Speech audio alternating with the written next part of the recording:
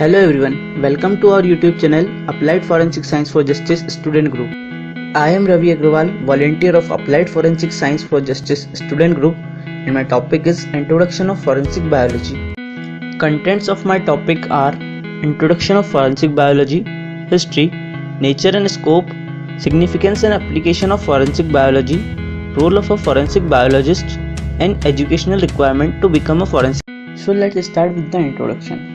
Forensic biology is a subdiscipline of forensic science. It applies the knowledge of biology to identify and analyze the biological evidence obtained from the scene of crime or from victim or suspect. Forensic biology forensic science की एक प्रमुख शाखा है जिसके अंतर्गत जीव विज्ञान और वनस्पति विज्ञान की तकनीकों का उपयोग कानून के प्रयोजन के लिए किया जाता है, इसलिए इसे न्यायालयिक जीव विज्ञान भी कहते हैं। फोरेंसिक बायोलॉजी ब्रांच में बायोलॉजिकल एविडेंस जैसे बोन्स, हेयर्स, नेल्स और बायोलॉजिकल फ्लूइड जैसे ब्लड, सीमन, स्वेट और इनके स्टेन्स का एनालिसिस किया जाता है। बायोलॉजिकल एविडेंस का एनालिसिस करके उनके सोर्स ऑफ ओरिजिन, उद्गम का आइडेंटिफिकेशन किया जाता है कि यह एनिमल ओरिजिन का है या ह्यूमन ओरिजिन का। इसी के साथ बॉटनिकल एविडेंस जैसे सीड्स, फाइबर, फ्रूट्स और किसी तरह के पौधे की पहचान करना भी फॉरेंसिक बायोलॉजी का अहम हिस्सा है। साथ ही डायटम्स का एनालिसिस भी फॉरेंसिक बायोलॉजी का एक इम्पॉर्टेंट पार्ट है। अक्सर ये देखा गया है कि जब भी फॉरेंसिक बायोलॉजी की बात होती है तो अधिकतर लोगों का ध्यान पोस्टमार्टम या ऑटोप्सी पर जाता है, जो कि फॉरेंसिक मेडिसिन की ब्रांच है। पोस्टमार्टम या ऑटोप्सी के लिए विशेष रूप से प्रशिक्षित जिला चिकित्सालय का डॉक्टर ही क्वालिफाइड होता है, जो कि बॉडी का एनालिसिस करके उस पर से एविडेंस कलेक्ट करके फॉरेंसिक लैब के लिए भेजते हैं। फॉरेंसिक मेडिसिन और फॉरेंसिक बायोलॉजी दो अलग अलग ब्रांच है, जिसकी वजह से दोनों के बीच का अंतर समझना महत्वपूर्ण है। Forensic biology is a broad discipline that includes various area of specialisation such as DNA analysis, forensic anthropology, forensic pathology, forensic entomology, forensic odontology, forensic botany, forensic serology and forensic microbiology. So now we discuss our second topic, history of forensic biology. The earliest application of forensic science date back to the ancient Greek and Roman societies. The first officially recorded autopsy was performed by Greek and Roman societies in 44 BC. 44 BC में विश्व की on record पहली autopsy Roman और Greek साम्राज्य में मानी जाती है, जहां धार्मिक कारणों से राजाओं के अंगों को निकालकर सुरक्षित किया जाता था। Early in the first century, Roman orator and jurist Quintilian used basic forensic to acquit an innocent. Then in 13th century, a book C. Yuan Lu, The Washing Away of Wrongs, was published by writer Song C. In 16th century, a French army surgeon, Ambrose Paré, methodically studied the effect that violent death has on the internal organs.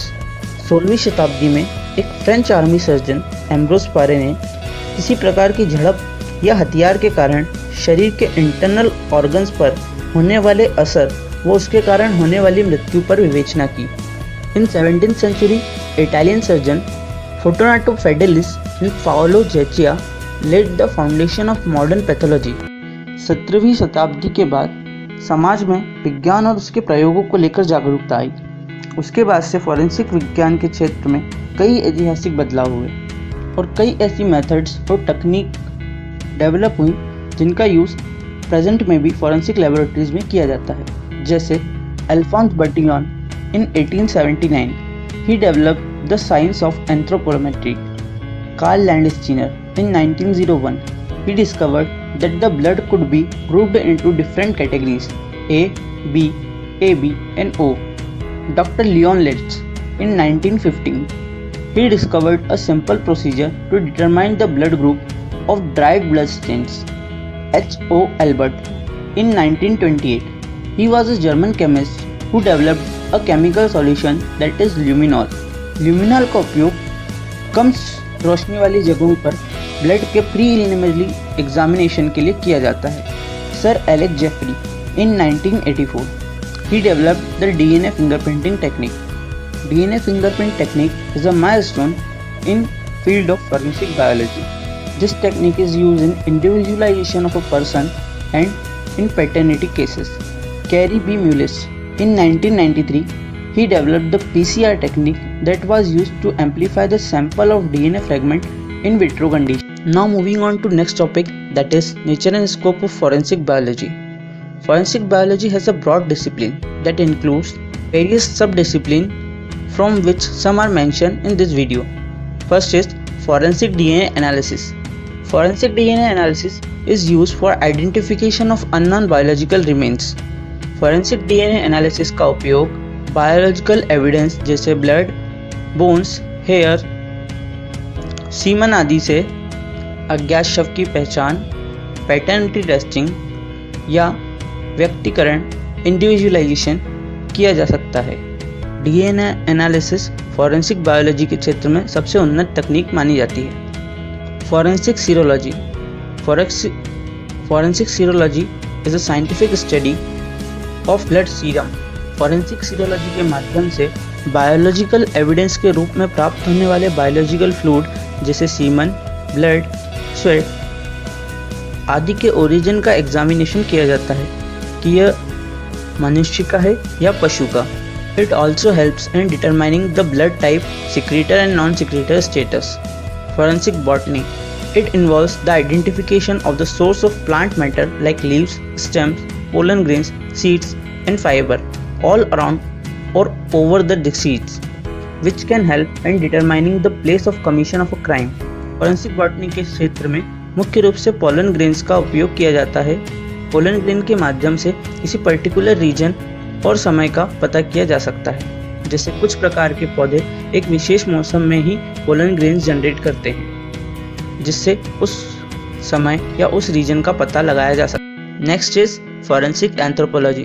Forensic anthropology is the sub field of forensic biology which deals with the collection and identification of skeletal remains, either they are from animal और human origin. Forensic anthropology में skeletal remains की सहायता से race, sex और age का determination किया जाता है। Next is forensic odontology. Forensic odontology is refers to study of teeth. घटना स्थल पर मिलने वाले दांत का या किसी अनआइडेंटिफाइड बॉडी में प्रेजेंट टीथ का यूज करके उसकी एज का पता लगाया जा सकता है। इसके अलावा फॉरेंसिक ओडेंटोलॉजी में बाइट मार्क्स का पता भी लगाया जा सकता है। किडनैपिंग, सेक्सुअल असॉल्ट जैसे केसेस में बाइट मार्क्स का बहुत इंपॉर्टेंस होता है। Next is forensic pathology. It deals with the detailed external and internal examination of the deceased body through autopsy. This procedure helps in determining the time since death, manner of death, and cause of death. Next is forensic entomology. It involves the study of life cycle of insects found near and inside the decomposed cadaver of human or animal. Forensic entomology में insect की life cycle के आधार पर cause of death, time since death और place of death का पता लगाया जाता है। Next is forensic microbiology. The microbial study that can be useful for identification of a person associated with biological material such as hair, blood, saliva, urine, faecal material. The microbial study can also be useful for the determination of postmortem intervals. Our next topic is significance and application of forensic biology. फॉरेंसिक बायोलॉजी में different biological fluid जैसे blood, urine, semen आदि का examination और identification करके यह पता लगाया जाता है कि उनका सोर्स ऑफ ओरिजिन ह्यूमन है, प्लांट है या एनिमल ओरिजिन है। इसके अलावा प्लांट मटेरियल जैसे would, fibre, leaves, seed, pollen आदि का आइडेंटिफिकेशन और एग्जामिनेशन भी फॉरेंसिक बायोलॉजी की लैब में किया जाता है।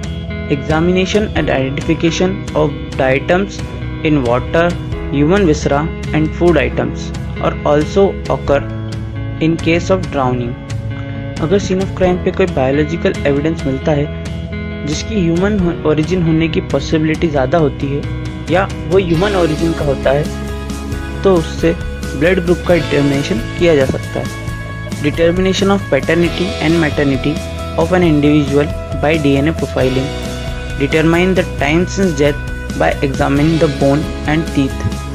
Determining the age and sex of human being by examining the skeletal remains. by use of anthropometry, determining the time since death and manner of death by examining the insects found on and near the deceased by a forensic entomologist और forensic biologist। तो इस प्रकार biological evidence से related हर तरह के evidence का examination forensic biology section में किया जाता है। Moving on to our next topic, role of forensic biologist. The forensic biologist examines blood and other body fluids, bones, hair, insects, plant, animal remains, dead items found at the scene of crime. The evidence is analyzed and the forensic biologists establish their relation with the crime in their expert testimony. Forensic biologist को जब कोई evidence forensic lab में प्राप्त होता है तो उसे उस एविडेंस को अपने नॉलेज और साइंटिफिक टेक्निक की मदद से उसका एनालिसिस करके उसकी एक एक्सपर्ट टेस्टिमनी बनानी पड़ती है, जिसके आधार पर कोर्ट अपना फैसला सुनाती है। The forensic biologist keeps a log of detail of the evidence like date, venue and time of collection of the evidence and name of expert to which the evidence was handled. Forensic biologist को scene of crime से लेकर evidence के analysis तक chain of custody को maintain रखने के लिए किसी भी evidence का पूरा log रखना ज़रूरी होता है। log में date, समय, जगह, कलेक्शन करने के समय मौजूद एक्सपर्ट आदि का नाम मेंशन करना कंपलसरी होता है। Our next topic is educational requirement to become a forensic biologist. Forensic biologists are scientists professionally in state or central forensic science laboratories. The educational background of these professionals include a master's level qualification or a doctorate level qualification in any of the discipline like biological science, anthropology, for biochemistry, genetics, microbiology, medical science, botany, zoology, environmental science और forensic botany। forensic biologist बनने के लिए biology के subject से masters complete करने के बाद central या स्टेट गवर्नमेंट द्वारा ऑर्गेनाइज करवाई जाने वाली कमीशन एग्ज़ाम जैसे यूपीएससी या पीएससी क्वालिफाई करना ज़रूरी होता है, जिसमें प्रत्येक वर्ष आवश्यकता अनुसार पदों के लिए नोटिफिकेशन गवर्नमेंट के द्वारा रिलीज किया जाता है। Thank you everyone for watching the video. If you have any query, question और suggestion regarding the video, please comment in comment box. Thank you.